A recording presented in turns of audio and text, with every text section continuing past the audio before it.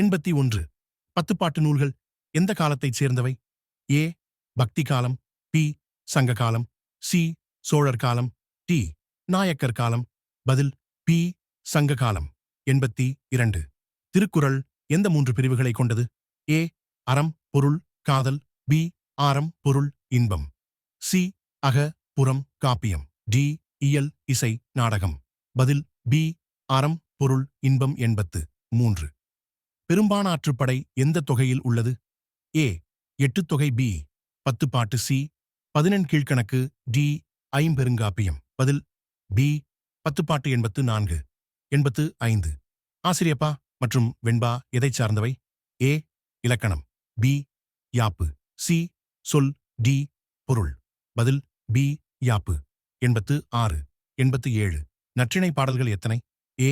300. B. 350. C. 400. D. 500. பதில் D.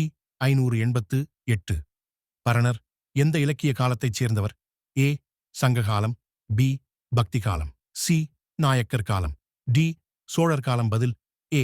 சங்க காலம். 89. திருக்குறள் எந்த நாட்டின் தேசிய நூலாக மதிக்கப்படுகிறது? A. Ilangai. B. Singapore. C. India. D. Tamil Nadu. பதில் டி. தமிழ்நாடு. 90. பிங்கள நிகண்டு எந்த வகை நூல்? ஏ. காப்பியம். பி. இலக்கணம். சி. அகராதி. டி. நீதி இலக்கியம். பதில் சி. அகராதி.